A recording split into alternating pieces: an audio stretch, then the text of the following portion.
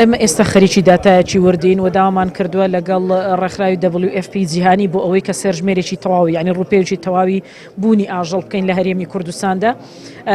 من وەکو ژمارە ئێستا ناتوانم ژمارەیەک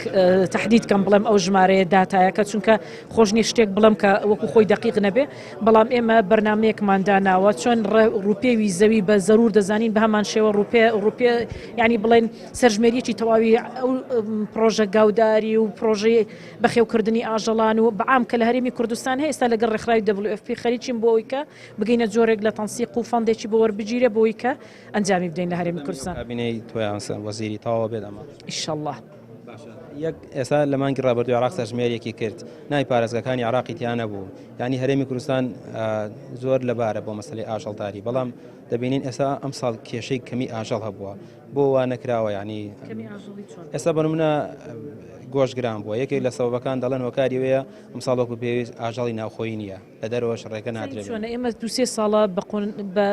ینی دۆخەکی سەختدا تێدەپەڕین وشکە ساڵیە نرخی علەف زۆر بەرز بۆتەوە خاون ئاژەڵەکانی خۆمان بەشێکیان ناتوانن وەکو پێویست ینی ئاژەڵەکانیان بەخێو بکەن، بەشێکی لە ئەو ناوچانەی کە تووشی وشکە ساڵی بۆ بەتایبەتی منتیقەی گەرمیان و بەشێکی هەولێر و دووهۆک ینی کۆچیان کردو خاون ئاژەڵەکانمانیان ئاژەڵەکانیان فرۆشتووە. بەڵام لەگەڵ ئەوەشدا ئێمە من پێم وایە وەکو وەزارەت ئێمە کار ئاسانی زۆرمان کرد بۆی نرخی گۆشت بەرز نەبێتەوە. بۆ نمونە ئێمە ئەو کۆمپانیانەی کە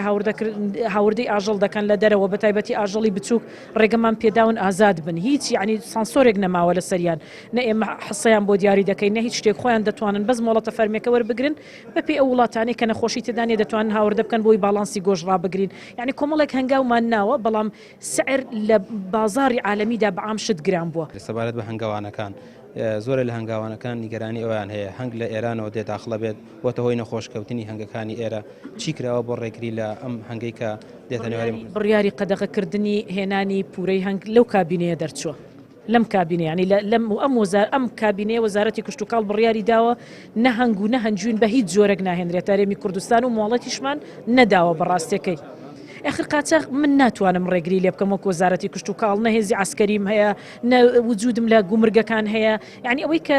دەبێت پارێزگاری بکە ئەو وەزارەتە پەیوەندیدارن کە هێزی ئەمنیان لە بەردەستە.